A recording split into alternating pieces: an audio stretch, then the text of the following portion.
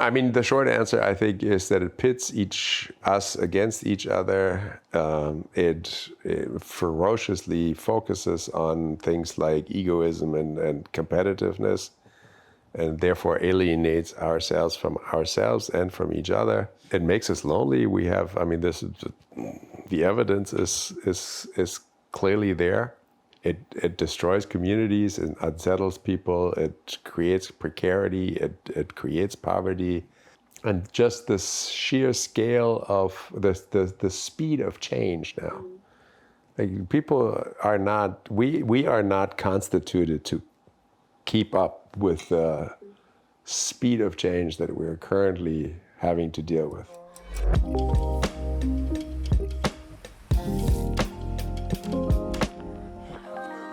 Welcome to the Bountiful Podcast, where we explore what it means to live a bountiful life. Today, I'm thrilled to be joined by Dirk Philipsen, a professor at Duke University and an expert in American history and economics. Dirk has dedicated his career to exploring the intricacies of capitalism, and he teaches one of Duke's most popular classes on life in a capitalist world.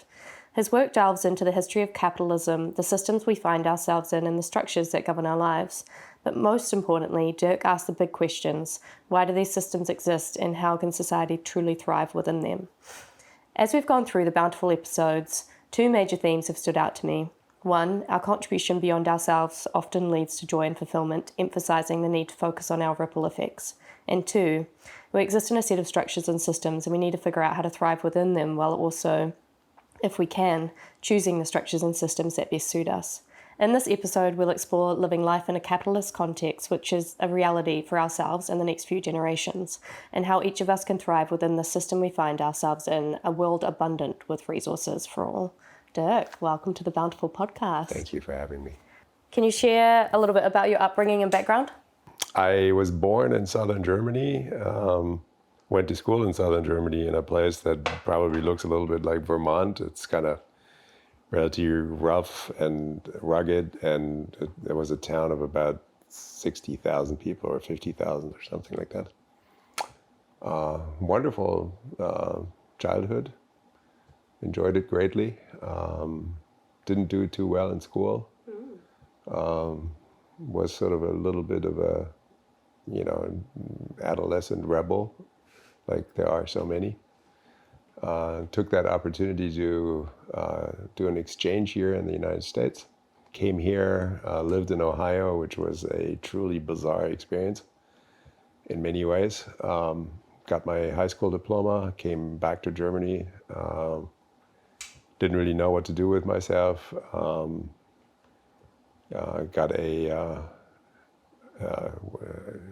Entered an apprenticeship as a machinist. I learned to be a machinist before I moved to Berlin to go to college. Got an undergraduate degree in economics. Then went to graduate school in American Studies in Berlin at a time where I had noticed that I was a living contradiction, because many of the things that I most cherished in life in terms of poetry and literature and music and clothes and style were American. And some of the things that I most hated in life, American imperialism and war and domination and so on and so forth, were also American. And so I sort of just went like, I need to figure out that contradiction. And while I was in a graduate program at the John F. Kennedy Institute in Berlin, I got basically recruited by an American professor who I greatly admired to come to the PhD program at Duke. And they gave me something that was impossible to say no to, 6 years of graduate school, all expenses paid. And so I got my PhD at Duke. And the rest, as they say, is history. And you never left? No, you did leave. Well, I left many times. This is, I think, my fourth or fifth time at Duke. Did a lot of things in between, including things that will probably strike many people as slightly bizarre, strike me as slightly bizarre. I was recruited to a historically black university in Virginia, and I founded and led a institute for the study of race relations. largely because as a historically black university, I found it truly bizarre that they had very few courses that dealt with African American history or race relations or slavery or the construction of race or any of those things. And so I felt like it was really important to make that part of that education. Why did you study economics? Like, were you already struggling with your like contradiction at that point, or did you have a natural affinity for like sort of understanding how things fit together? I mean, oftentimes when people ask me how I got on this pathway, I sort of realize that I don't really understand how people don't end up on this pathway.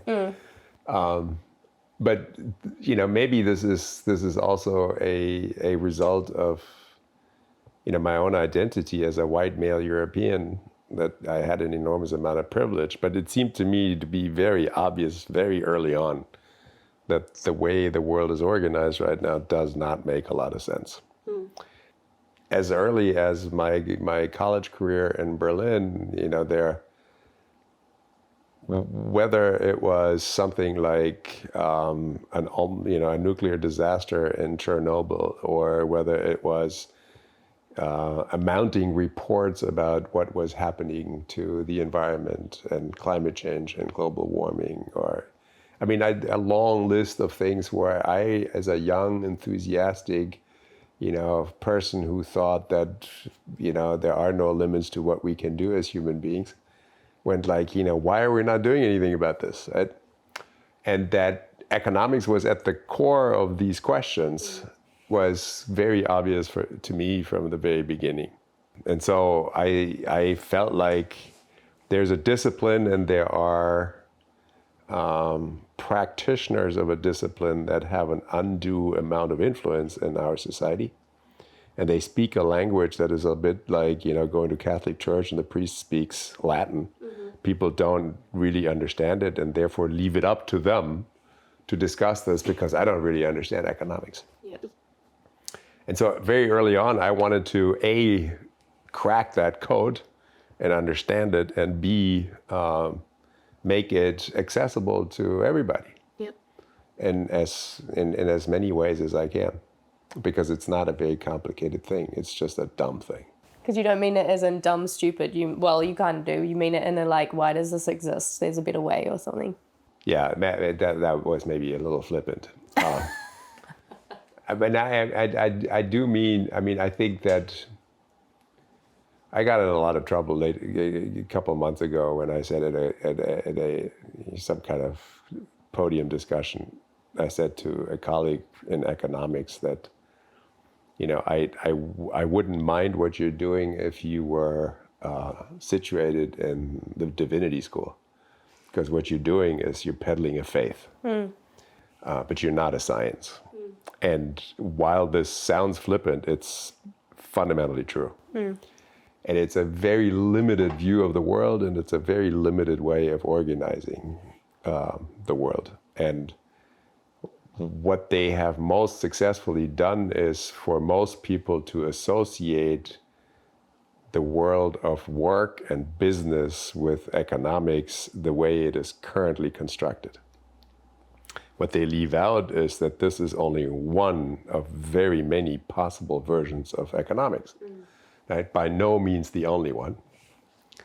And, without further complicating this, I just want to make this very simple. If I had a room full of smart 10-year-olds, even 5-year-olds, but certainly 10 or 15-year-olds, and I asked this question around what goals or principles should we organize a society? And I give you the choice. Let's say well-being of all people and planet. Choice 1. Choice 2, return on investment. Which one would you use? Well-being. Exactly. That's not what we're doing, though. Yeah. Not at all. So in terms of economics, doesn't even have an understanding of the concept of well-being. We digress a little bit, but I think it's relevant. I always go to small towns. And we evolved from tribes, communities, those sorts of things where everyone had a role, and then everyone in the tribe usually looked after the good of the collective, right? And then I go to small towns and I'm like, how did that person end up here? in this tiny town, and what's their role in the town? And like, if you were going to build a town from scratch today, what would you do, and how do you get people there, and what do you do? Yeah, great. The question is, where did we get lost along the way? Because we evolved from there. At what point did it, did the well-being become, is it profit, or is it, like, I don't know, greed, or I don't know. Well, you're asking a very, very big question, right? And I spend a significant amount of time in my career trying to figure this out as best as I can. Yeah. And I'm not full enough to try to give an answer to that. And I'm not full enough to claim that I have all the answers either.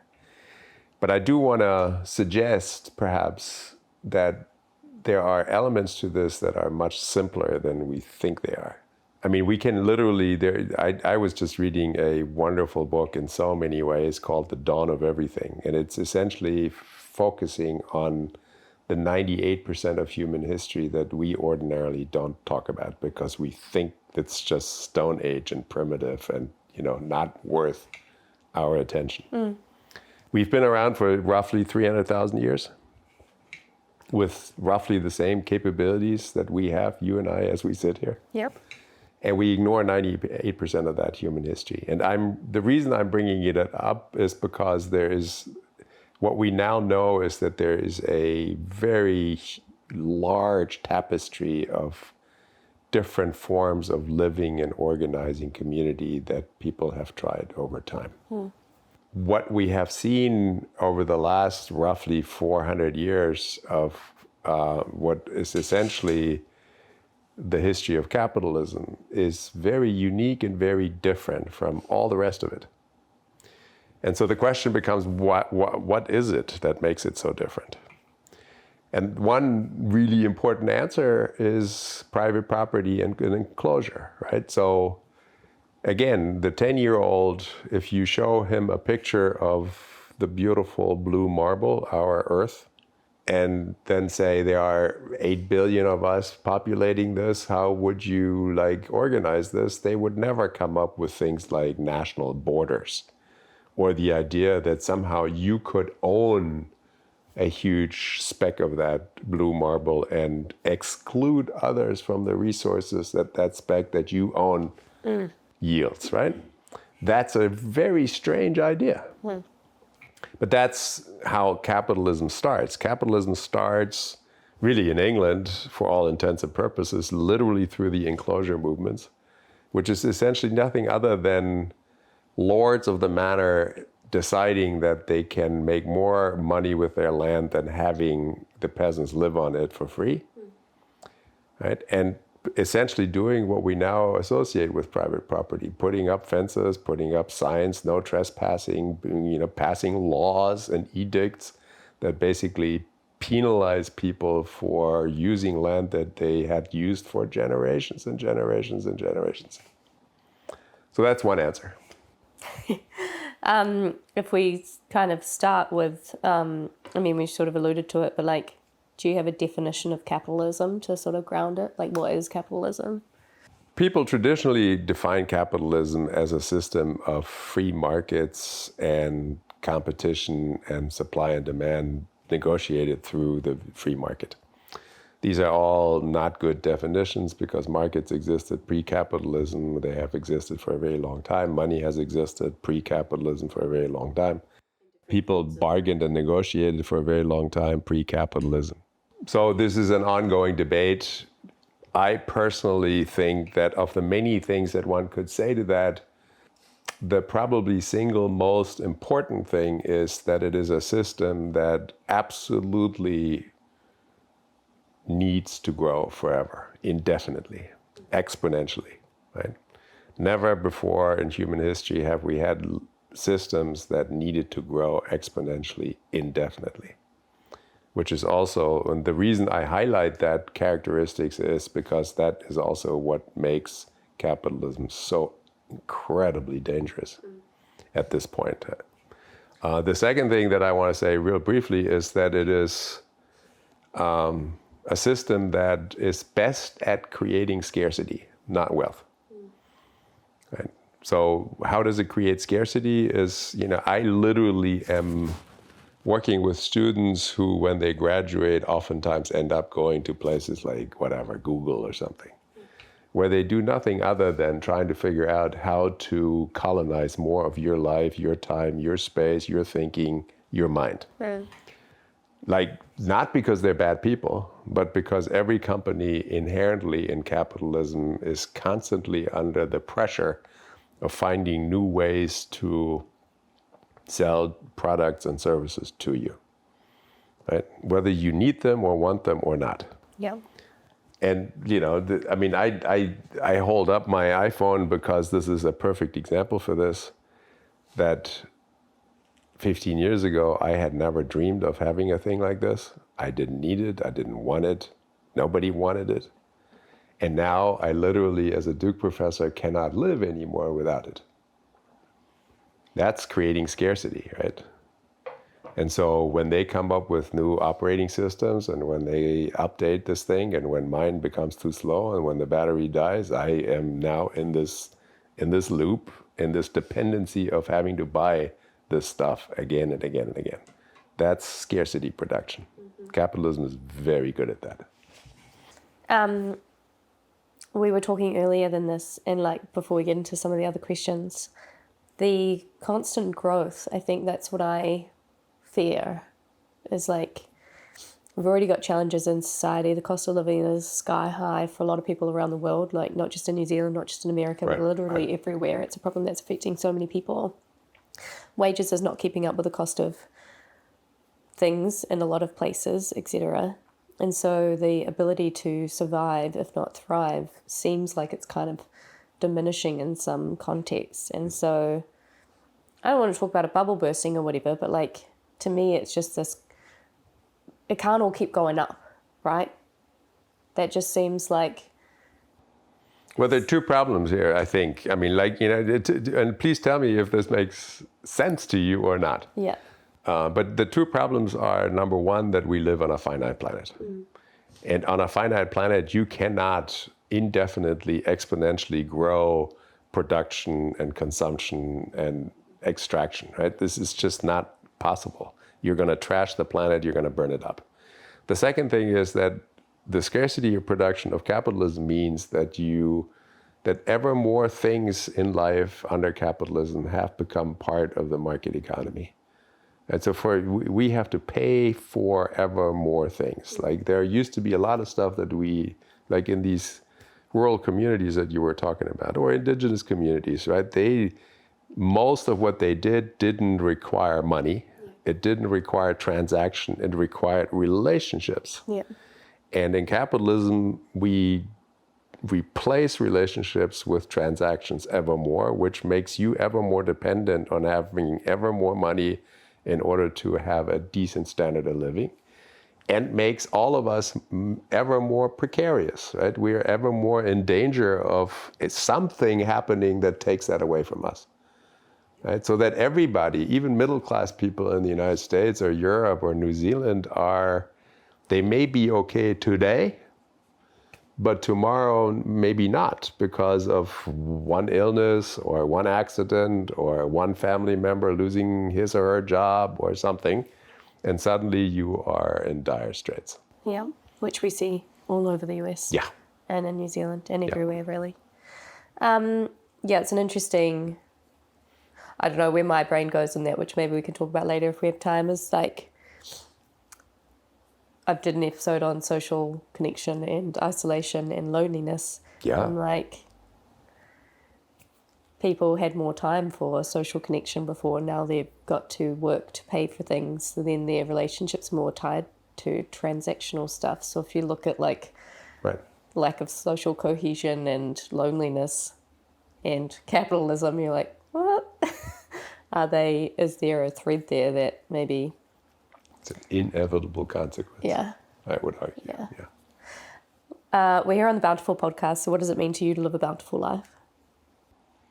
That's a great question. I think that you can give a lot of sort of individualistic answers, and they have to do with, precisely those kinds of things, like having a community, having people you love and who love you, and having some resilience towards overcoming problems and finding ways to experience joy, all of that. But I would probably focus more on trying to figure out how we can collectively create sort of a public good, or what is traditionally called a commons, that will allow more people to live a bountiful life. And the reason I'm saying this is not because I want to split hair, but rather because the simple fact of the matter is that, this relentless focus on the individual just really makes no sense to me. You and I are very little, if anything, without all the things, all the community, all the history, all the family that is making possible, right? That the electricity is here and the equipment is here, and that we have fresh water and good coffee and nice flowers and people take care of us, right? I mean, this is what makes us possible. Yep. And so the nicest car doesn't help me if I drive down a road with a lot of potholes and thieves waiting behind the bushes to, whatever, steal from me and stuff like that. I need a thriving commons. I need a thriving community. I need a thriving public good in order to have the possibility of a bountiful life. Yep. I saw a video that someone put up around like owning their privilege or something. And they were like, yeah, I had safety, I had food, I had all of this stuff. So then getting and then, wanting the validation of doing good on a test or something. And then her mum was like, well, it wasn't just your win, it was all of our win because, we fed you, we gave you these things, we allowed you to have a safe environment so you could spend endless time on study, et cetera, et cetera. And she was like, yeah, okay, that is my privilege, and my win isn't just mine, it's a collective of people who helped me. Yeah. That is not often acknowledged in the win. Yeah. I mean, this story, of course, also makes clear that it's true that even if you have all of these things, you could still not have a bountiful and good life because you haven't learned how to overcome obstacles, or you haven't learned how to, solve things. I mean, this became very clear to me when with one of our children who cried every night, until he was 2 or something, and I went to the pediatrician at some point. I said, I'm getting up every night. I need sleep. This is terrible.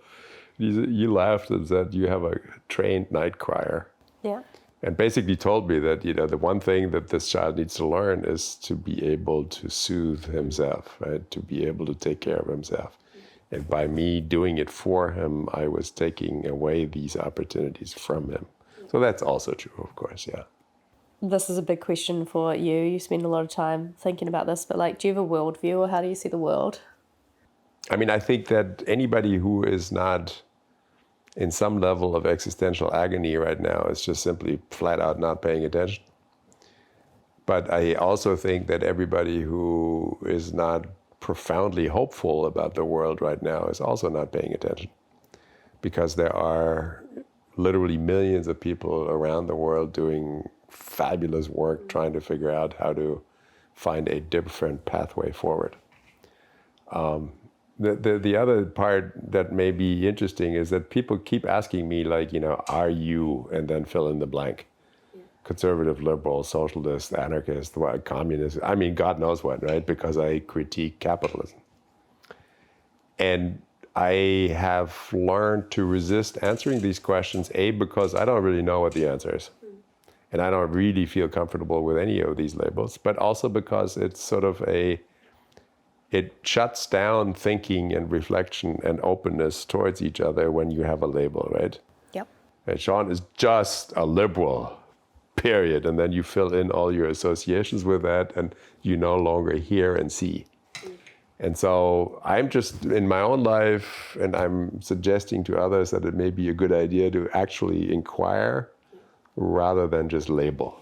Labels don't really work for me. What does thriving look like to you? Well, first of all, I think that it probably is fair to say that it has components that look almost identical to virtually every human being on Earth, And it has components that most likely look very different to different cultures and different peoples. And I certainly never want to define it for other people what thriving means. Yep. For me, thriving just simply means, above all else, I think, to not live in permanent insecurity about where I can live and whom I can love and whether I can find work and whether I have a community and, all those kinds of things. One of the projects that I'm working on right now is called Dignity for All.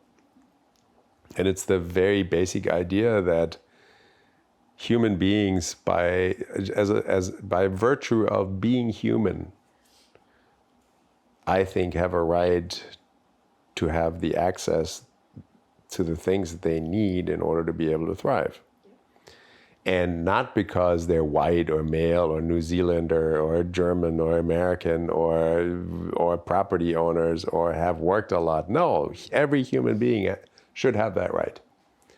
If you were to figure out a way to provide that basic security to people, the revolution would happen tomorrow morning, 8 o'clock. And by that, again, this may sound flippant, but people would fundamentally change, I think, in terms of how they interact with each other and the world. And they would suddenly, the 50% of Americans who think that they are actually engaged in bullshit jobs, they themselves think that the world might be better off if they didn't do this job. I mean, that's really sad. Yeah. Right? And so if people had fundamental security, I think they would fundamentally change in terms of how they interact with the community and how they would contribute to the community. And that is thriving. Thriving means that you have, that you feel empowered to be yourself and to be your best self. How do you see yourself? I can give you 27 different answers to that, I think. I think I am, as I sit here, I've said this to my class yesterday, I am heartbroken by the fact that I am effectively a representative of a group of people, my age, white men, European background, who probably have caused more damage to this world than possibly all generations prior to us combined. That's heartbreaking.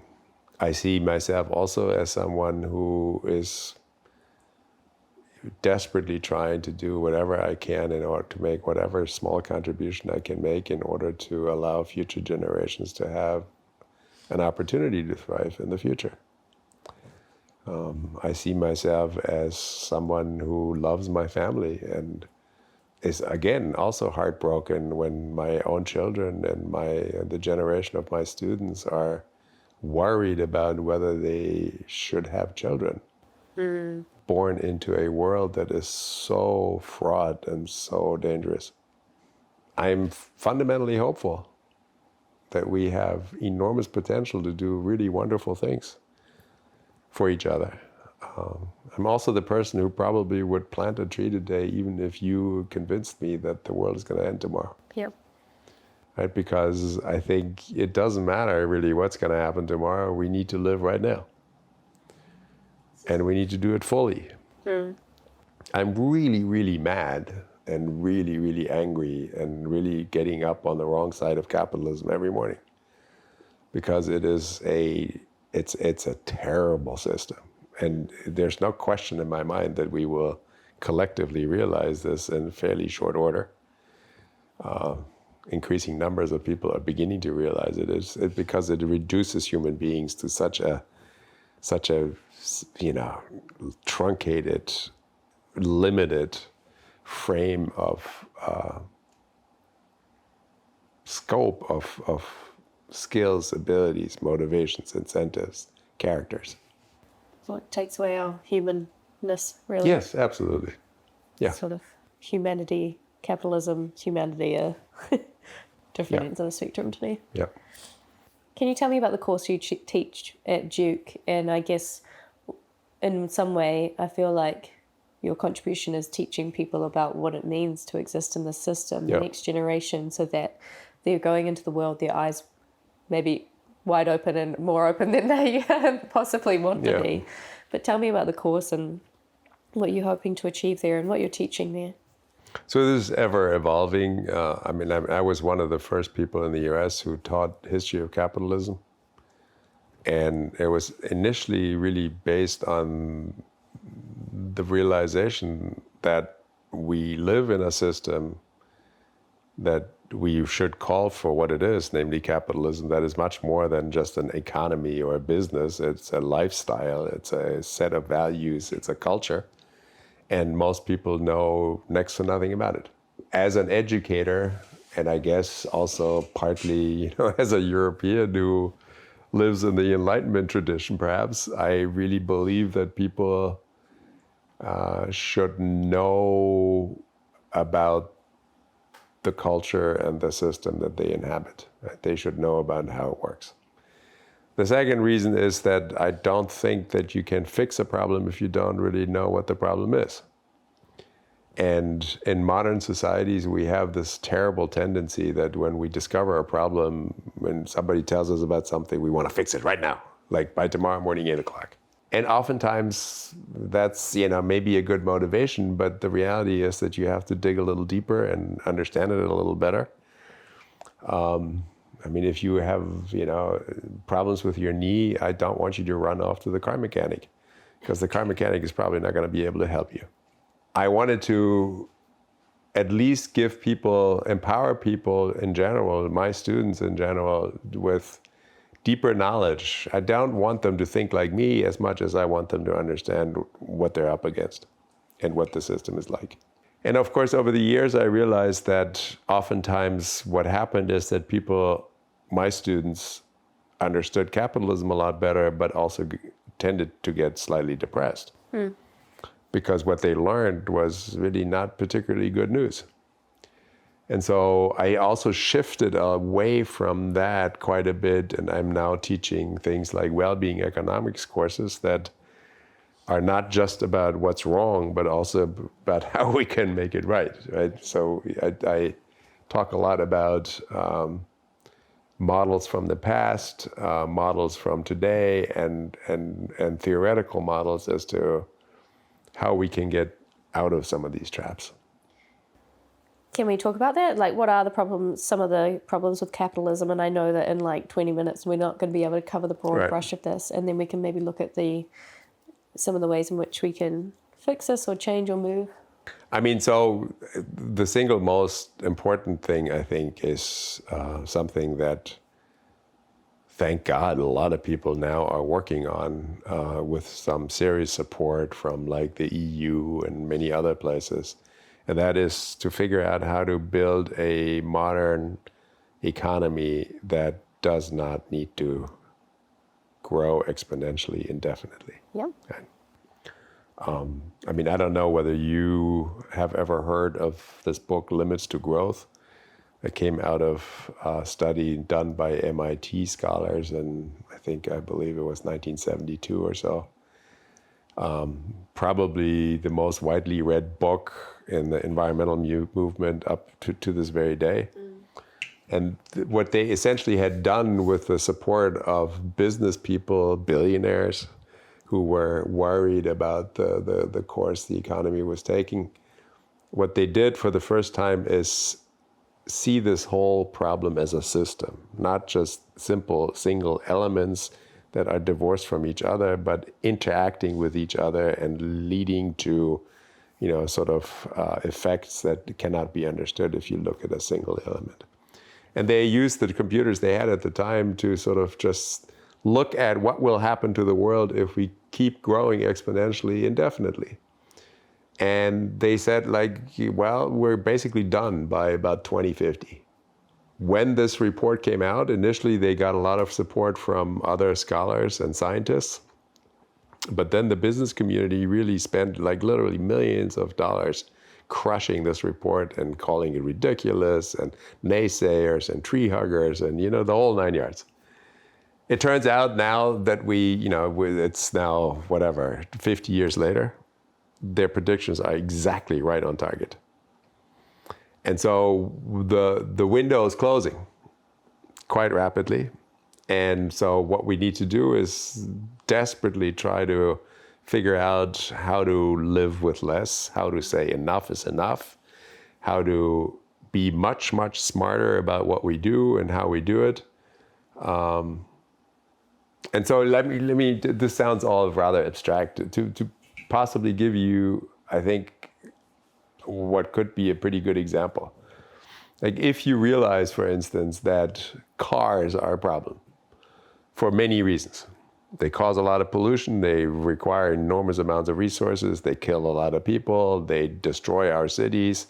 We now live in cities in New Zealand and in the United States where we dedicate more space to cars than we dedicate to people, which is truly astonishing.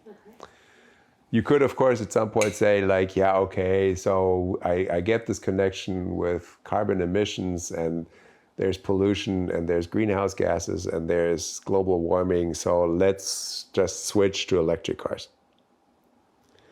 Right? That's a capitalist solution. And of course, it doesn't change the fact that they still kill people, that they're still way too resource intensive, that they're still making people lonely, that it's still true that we live in these horrible cities. It's still true that the particle pollution from brakes and tires and stuff like that is making people very sick, and on and on and on and on. So what we would really need to do is to figure out how to build communities, what they call 15-minute communities, where everybody has what they need in terms of consuming and working and living and on and on and on within 15 minutes of either working or walking, biking, or public transportation, right? So to eliminate cars out of the equation would be an answer, right? And so this, of course, is something that will take a long time. But then people go, but I like my car. Of course they will, right? But so, these things always take a while. Yeah. Obviously. But the reality is that most people today want their car because they need their car. Because the vast majority of people in the global north at least, live lives where if I took away their car, they just simply couldn't get to work anymore, or they couldn't get to see their Aunt Mary anymore, and so on, right? That's what I need to change. When I go to places like Copenhagen or Paris or Berlin, where people don't need cars anymore, I see very few people who go like, oh my God, I would like to go back and have my car. Yeah. Right? And this is also an educational opportunity.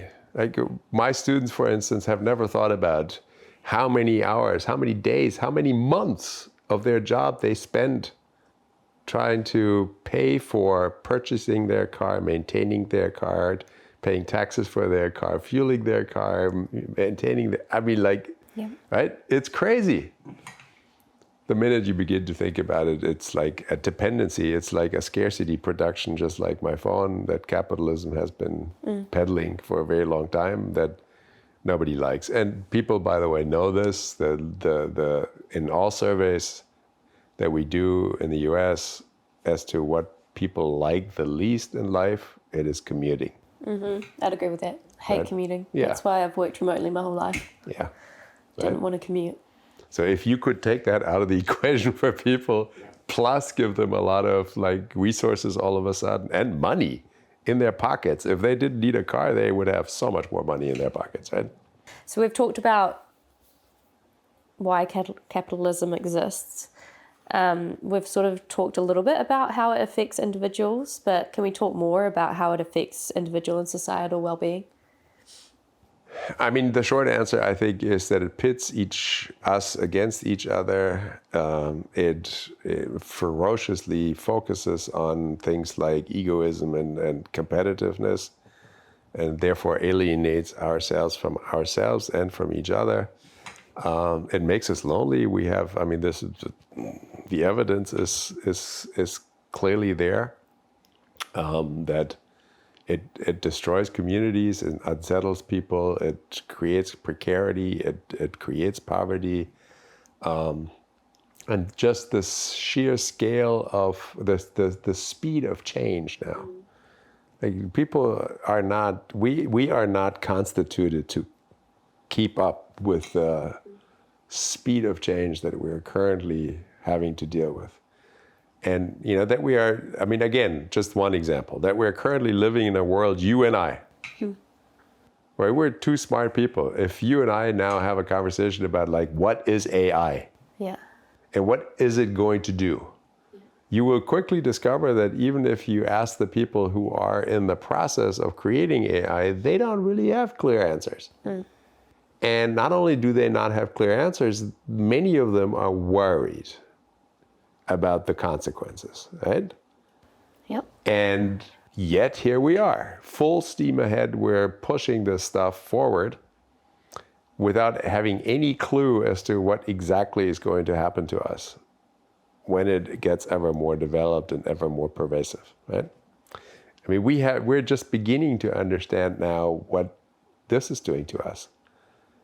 I just heard a report on NPR yesterday that there are the first states and school systems now that say you should not, as a student, have access to your smartphone during the school day.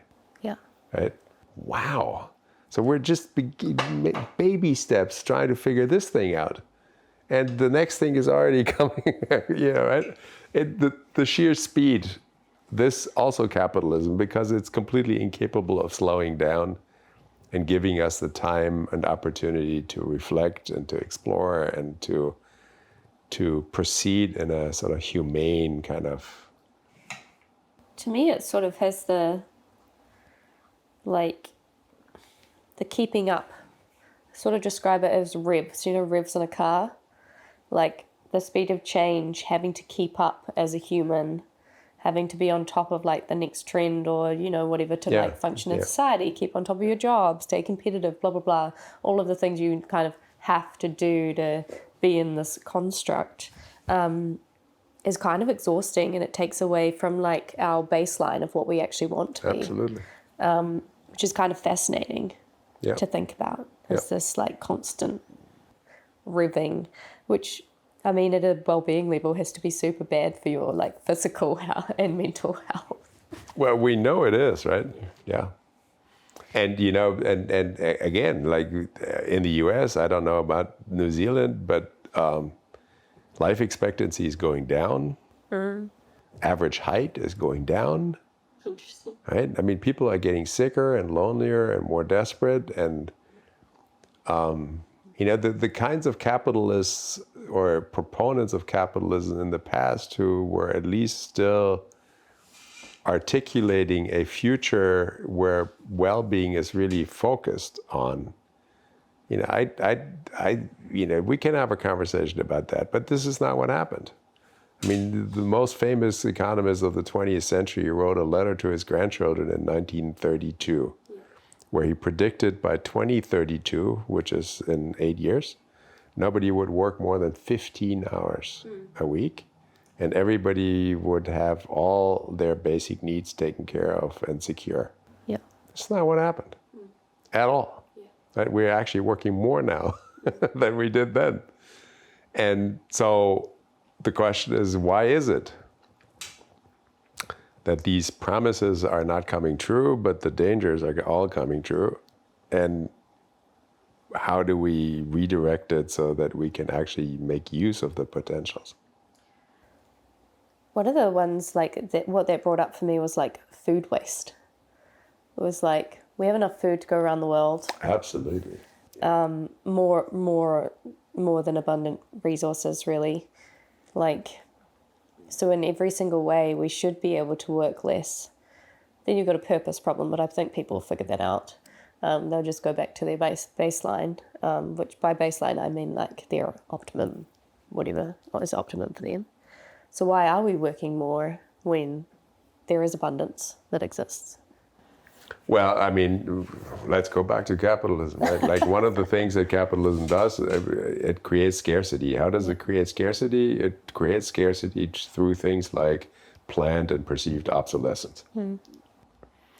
Most of everything that we have here, we could produce in a way that is much more humane, A, and B, much better quality. But we don't. very deliberately produce it in a way so that it breaks as soon as possible and needs to be replaced as soon as possible because capitalism needs that. I mean, imagine whatever, something very simple like the refrigerator company X. Yeah. And they figure out how to build refrigerators that will last 80 years and they're going to be great, high quality. And then they'll be out of business. They'll be out of business in no time at all, right? Yeah. Okay, so they don't. They now pay people, enormous salaries trying to figure out how to make this damn thing break after 8 years so that it needs to be replaced. And so we do this across the board. This is patently absurd. Yeah. So how do you view the relationship between economic growth and human well-being?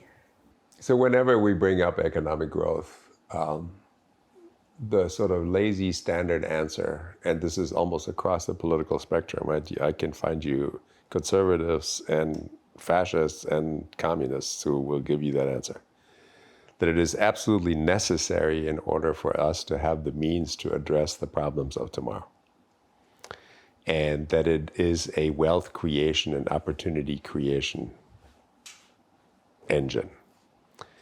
The reality is that growth creates at least as much, if not more, misery and poverty and destruction today as it creates opportunity and wealth. And this is very easy to understand, right? Because growth means that countrysides are depleted, resources are extracted, people are exploited and enslaved and ripped out of their communities, and on and on and on and on. That is all part of the engine of growth.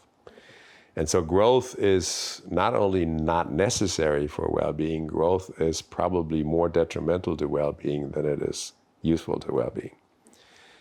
And so the reality is that less is actually more, right?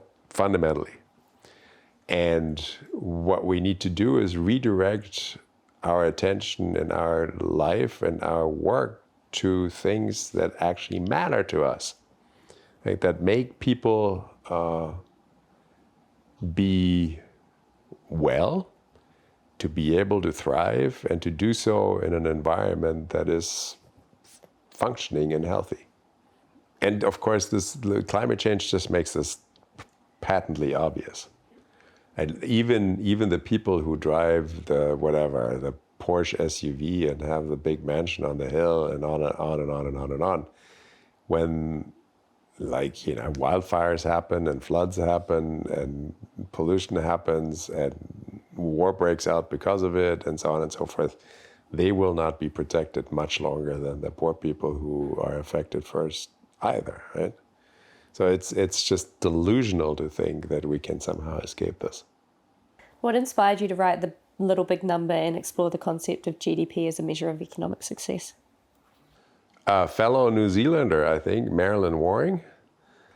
I think, the realization, it really happened in a graduate course where a student asked me at some point, how do we know that we're on the right track?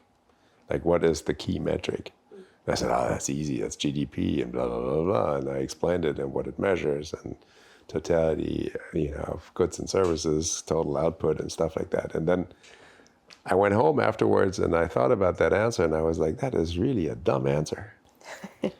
And so I was like, I wonder where this thing comes from. I wonder what the history is of GDP, who came up with it, why is it literally the single most important metric in all of human history that suddenly everybody uses. There must be tons of books on that out there. No. And I looked and there were none. Yep. And so I spent 8 years researching where this metric came from and why it is being used and how it is being used and also how fatally flawed it is as a metric. Particularly in terms of using it for the purposes for which it is being used today, which is effectively saying, this government, this nation, this industry is doing well or not so well. Mm. Right? That's the key metric that we use. And for those of the audience who don't know why I'm saying this, if I sit here today and I'm going to go fix a lunch with you later on and we have a great time and then we maybe go for a walk with a dog and stuff like that, we make virtually no contributions to GDP. But if I now hit the bottle of scotch and I get drunk and then I get into my car and then I drive around because I think I can still drive inebriated and cause a huge accident, and 3 or 4 cars are badly damaged and 4 people need to go to the hospital, I am making tons of contributions to GDP. Why? Because it all requires goods and services and replacement of cars and tax adjusters and insurance adjusters and on and on and on and on, right? This is just one of millions of examples I could give for the fact that when you then turn around and say, well, GDP has gone up, therefore our well-being has increased, that just clearly, patently makes no sense. What is the metric that we should be measuring in order to, I don't know what the right term is. This is a problem. I don't really have an easy, quick answer to that. Let me see whether I can make a little bit of sense of this. People have known that GDP is a very deeply flawed metric ever since it was invented. In fact, its own inventor didn't think it was a good metric. And people have by now come up with some 120 or so different alternative metrics all over the world. And some of them I really quite like. None of this has made much of a difference because GDP is actually a perfect metric for the logic of capitalism. So as long as you have capitalism, you will probably also have GDP, because GDP measures exactly what matters to capitalism. Now, if you want to know how a country is doing, something like there's a genuine progress indicator, which does exactly the same thing as GDP, except that it looks at each and every transaction and asks the question, is it good or bad for the community? Yeah. So the accident would be bad, war would be bad, bullets would be bad, right? Smoking would be bad, but many, many things that we do that improve people's lives would be good, right? And so it comes up with a very different calculator at the end than GDP. But so the key, as I have now realized, is not to change the metric, because if you change the metric but not the journey, nothing much will change. You've talked about the difference between quantity and quality in terms of growth. Can you explain why this distinction is crucial for our future? Yeah, it's not just crucial for the question of growth. It's, I think, when it comes to having a thriving, prosperous, whatever you want to call it, life, a good life, a joyful life, it's very obvious that purely quantitative metrics don't get to the heart of what is important to you and me. Like, how do I quantify the quality of our conversation? Or how do I quantify the level of joy that you feel when you go on a walk with your husband? That's just ridiculous. And yet, we currently inhabit a world that not only prioritizes, but is virtually in a place where it exclusively looks at quantifiable metrics. But so freedom and love and kindness and democracy and environmental health and all these things are effectively not quantifiable, right? I mean, think about that for a second. Like, this is crazy, that the things that matter most to us fall through the cracks and are ignored because we don't really know how to quantify them. Or we quantify them in these really helpless kind of manners. Like, I have seen empathy scales from -10 to +10. Oh, Sean, you have an empathy scale of +6. I don't have any idea what that means. What does it mean? Yeah. Right? Yeah. So we need to figure out how to replace quantity with quality. And that means also quantitative metrics with qualitative metrics. And that's eminently doable. it's not very easy in the context of neoliberal economics because they wouldn't understand it. At all their modeling wouldn't know what to do with it. They would like literally go into a hissy fit. But it is absolutely possible to do public policy with qualitative metrics. What are some of the alternatives to the current capital system that you think could be realistic to adopt? We say the 10-year-olds are going to rule the world. Which systems could work?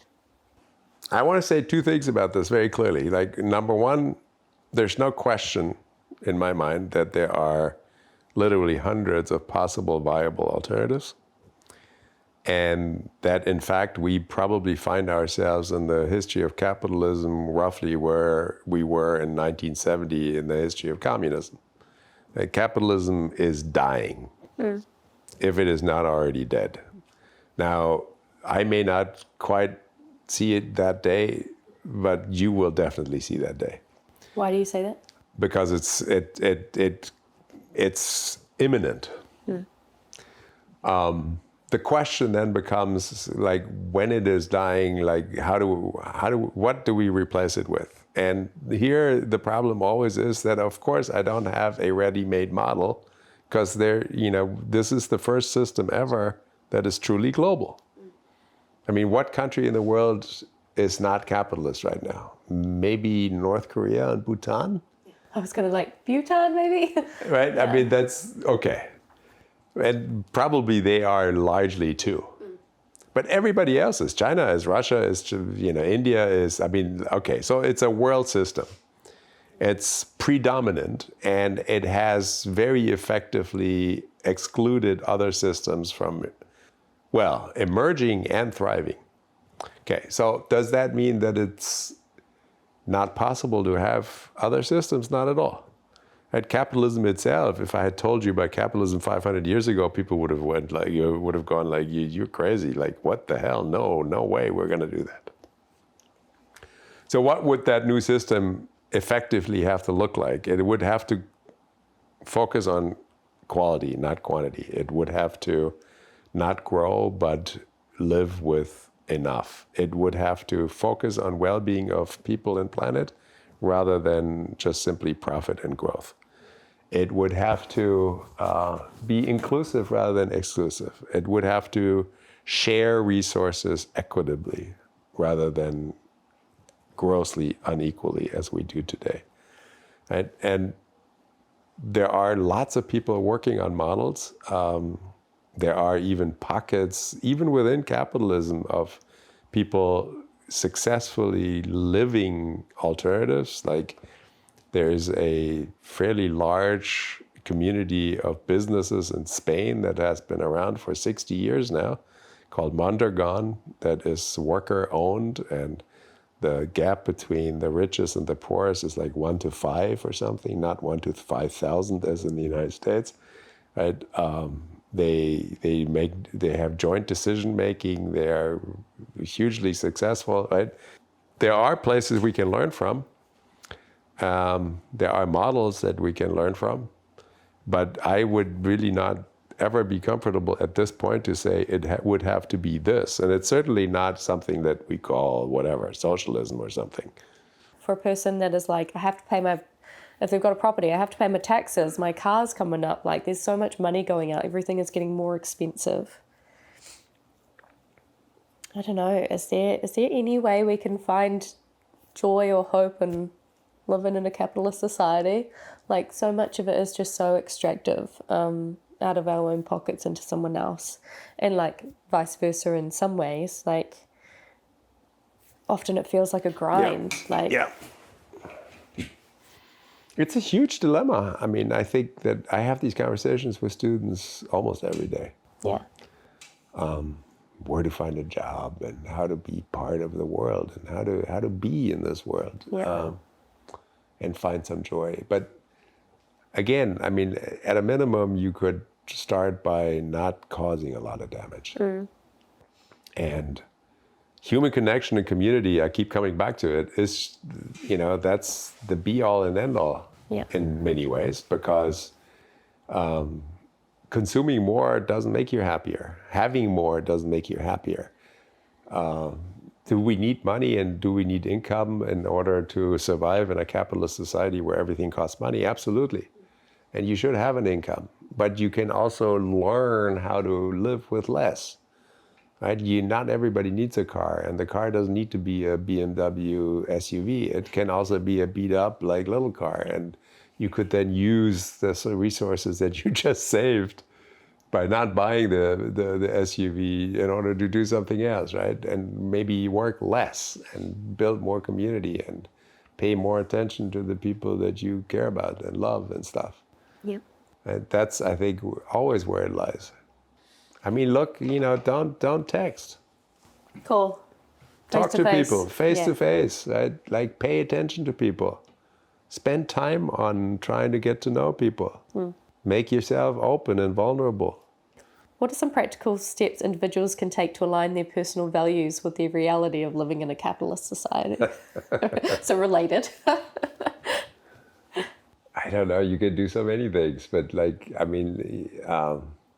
I don't have any of these holier than thou kind of goals. But leave the car behind and walk or bike, and eat a little less meat, and put away your smart devices and turn off your TV and actually connect to people. Yeah. And get to know your neighbors and get to know your community and ask people what they might need that you can maybe provide for them. And I could go on and on and on. Yep. And any one of those little steps on any given day, I think, can make a difference. I mean, it's not going to, change society by itself, obviously, but it gives you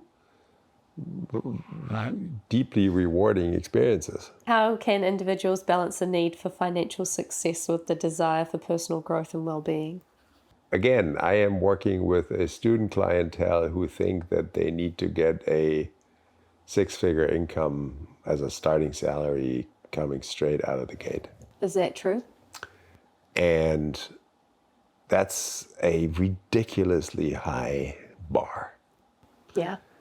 And whether or not that is, true or not is depends on what expectations you bring to the table, right?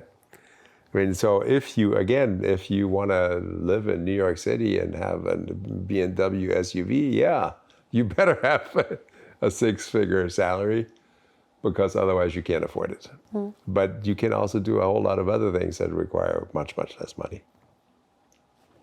So financial success is a really difficult term that people have to figure out within the context of their own lives. But above all else, I think that we now have pretty clear evidence that a lot of things that people tend to do, like think that bigger is better, whether it is cars or houses, for instance. Like you can very comfortably live in a tiny house. Yeah. And if you live in a tiny house, then you need much, much, much, much less money, not just in terms of purchasing it, but also in terms of maintaining it and furnishing it and so on and so forth, right? That means that you will then need much less money in order to, you have far more options in terms of jobs and so on and so forth, right? And freedom. Yeah. I think one of my biggest values is freedom and not being super tethered. Yeah. And the less you have or the smaller you have, the more controllable your freedom is. Yeah. Which is something I'm continuing to strive for and is helping me live a more abundant life, I think. That's exactly right. I mean, I have a friend in Berlin who I keep seeing every year, and I just am more and more fascinated by this. He and his wife have now lived for 28 years or something in what initially was and still is a rent-controlled apartment. Yeah. It's a beautiful apartment, old with high ceilings on the top floor, and he pays like $720 euros for an apartment that has 3 bedrooms, Yeah. right? Unbelievable. But they don't have a car. They don't have, I mean, like, they have very little. And what's in the apartment is sparse but tasteful. It hasn't really changed in like a long time. And what do they spend their time on? Well, they do work too, but they spend far more time in the community. They spend far more time traveling, and they spend far more time in communion with family and friends than I certainly have time for. Yeah. Right? So they have far less income than I do, Yeah. but they actually have a better life, Yeah. I think, in the aggregate. And so that's really a model for me, like, because they are, as you said, freer. Right? They don't have to deal with all this stuff. How do you think individuals can become more aware of the systems and structures in which they exist in, small and large, and potentially choose the ones that best suit them? And so I have an example of this, if that's helpful. In New Zealand, we're in a power crisis, despite the fact that I live 5 minutes from one of the biggest dams in the country that could generate so much power. It's not funny. But it's not. I think partially because of greed and a few other factors. It's part of the, it's a private company. And I just went to Utah, and one of my guests was like, oh, we get free power after 8 p.m. And therefore we're all incentivized to have electric cars. And so, and then he's like, yeah, it cost me like, I don't know, $3 to power my car. And meanwhile, because New Zealand's so far away, my car cost me like, $120 a week to fill up. And I'm like, okay. So the system and structure in which I find myself in a small way in New Zealand, in this power thing, is just like, it's really expensive to have a car and it's really expensive to power my house. But in Utah, which has like all of its own systems and structures, they basically have free power and it's super cheap. And I'm like, should I move to Utah? I don't know, probably not. But so that for me is just an example of like a system and a structure that I sort of feel a friction with. And I'm like, but maybe there shouldn't be that friction because the power is there. Yeah, absolutely. How is it absolutely. not, Right. And so that's kind of, I guess, the basis of my... I mean, we had a time in New Zealand and in the United States where we actually thought that, having electrical companies or waterworks or education not be private. This should all be public, and it should be provided to us, at the lowest possible price. Yeah. This is, unfortunately, in most cases, no longer true. It should absolutely go back to that. And we have, there are plenty of places in the world now that effectively provide energy for fairly low costs with what we call renewable energy sources, right? Yeah. I mean, it's possible. So what can people do individually? My God, I mean, it's one of the beautiful things about one of the, what I would point out, the positive outcomes of capitalism is that you have access to knowledge in ways that we've never had it before. And so you have to become a learner. You have to become discriminate in terms of where you find your sources. That's true. And that's complicated sometimes, right? And if you turn on Fox News, you will not get pretty much nothing but garbage. But it is eminently possible on almost any topic to get knowledge, to make yourself knowledgeable, and to empower yourself to become a participant in the conversation. It's possible now, right? Even when I was young, that was a lot more complicated. And you needed education for it and blah, blah, blah, blah, blah. Today, not so much. Yeah. What do people do with that? Change. Figure out how we can change the system. What are 3 things we can do to change the system? Well, first of all, I think that it's really important to participate in the political system. And by that, I mean more than voting. Yeah. Supporting candidates everywhere, on every level, who are able and willing to raise these questions, right? And they exist. That's, I think, number one. Number 2 is to figure out in our work life how we can raise these issues, right? Not act like there's nothing we can do, not ignore it and live in denial, but rather go beyond denial and talk to people about it and have conversations about it. I think that's the second most important thing. And the third most important thing, I think, for me would be to also carry this into our personal relationships. Right? Because very often, like when I go to whatever family dinners, family Thanksgiving dinners, let's not talk politics or religion or something, right? I mean, whatever you want to call this is politics in the best and in the worst kind of way.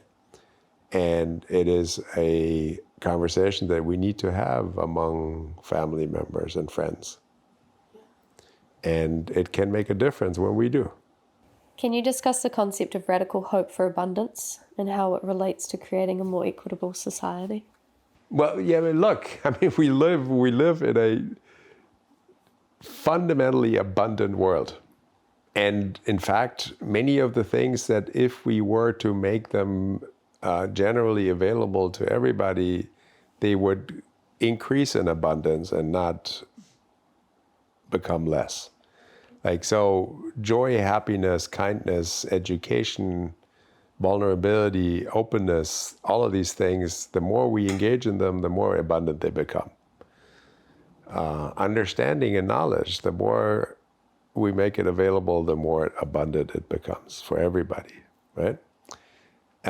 We have a really glorious planet that we all live on that has abundant resources for us to have a good life. The reason why we now suddenly have all this scarcity is because we're plundering it and overextending it and extracting it to death, right? But abundance actually is a concept and a reality that is freely available to us if we do it right. And so, is there hope in that? Absolutely. Every sharing and every openness and every step that we take in order to allow other people to thrive creates abundance. And there's an enormous amount of hope in that, I think. Quick fire questions. They're very random. Okay. What, in your opinion, is the most underrated fruit or vegetable? Apples, probably, because they have completely gone out of fashion. They're still everywhere, but it's a thing that you do for health or something, but not something that you can actually create fabulous dishes with. Favorite cocktail if you drink? Mojitos. Okay. Worst meal your parents made you eat? Oh, that's easy. My mother always used to buy frozen spinach. Okay. And then put that in a pan and fix eggs over easy with frozen spinach. I don't know where that came from. It was horrible. A word that describes your life? Curiosity. What are you most proud of? My wife and I came together when we both had very young children. And so we are a merged family. And we made it one. And our 4 children see each other as siblings, and raising children that are not your biological own is, that doing this sort of merging of families is probably one of the more difficult things that I can imagine anybody doing. I'd agree with that. But we did a really, really good job with it, and I'm very proud of it. Yeah. Do you have any principles or tenets that you live by? Yeah, solidarity and kindness. What's one thing that has really mattered that maybe you didn't realize mattered as much at the time? The courage to expose myself to uncomfortable situations. And then the inverse is what's something that you thought mattered but have realized didn't? Getting a PhD. Interesting. For our last 2 questions, I want to go to 2 different ends of the spectrum. So often people talk about utopian futures.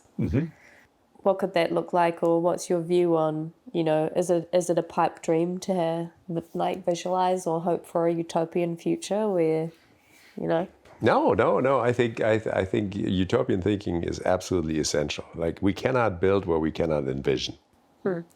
And for envisioning something big and different, we need to have utopias. Yeah. And so I give you 3 things that I would be on the platform for my presidency. The first one is empowering all girls and all women to have at least equal access to all the things they need as men do.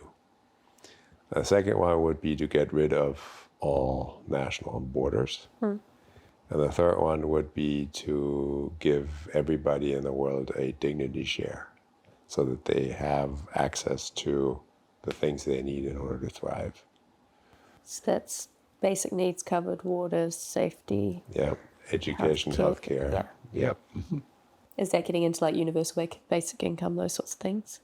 Well, it's not an income, right? I mean, it's by virtue not of you working or you being a citizen or something, but by virtue of you being a human being. Yeah.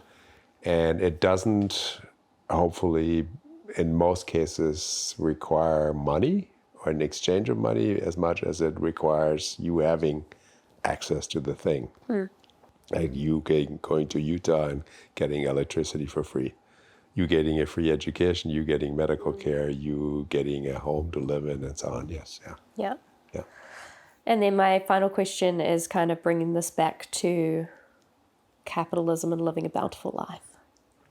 What's the final thing you want to say to people listening to this and be like, okay, this has been a lot, it's a big topic. How do they thrive, survive in the society that we currently find ourselves in? I think I just want to say that a future beyond capitalism is eminently possible. It's actually fun to work on it and fun to imagine it. We don't need to be afraid of it. And by no means does a sustainable, joyful future consist of tightening belts and having to give up all sorts of things. It is largely about gaining things. Reframing the narrative from scarcity to abundance. Yeah. I think that's one of my takeaways. That's exactly right. Dirk, thank you so much for sharing your journey, insights, incredible brain power with us on the Bountiful Podcast today. For our listeners at home eager to learn more about his work, or wherever you are, I'll put all of his links in the show notes below. And if today's episode resonated with you, please subscribe, send this to someone who might be thinking about some of these bigger questions, and don't forget to follow along. Our season is filled with extraordinary guests from diverse backgrounds, all contributing to our exploration of what it means to live a bountiful life. So thank you so much for tuning in, and thank you for having me in your home. Thank you for having me.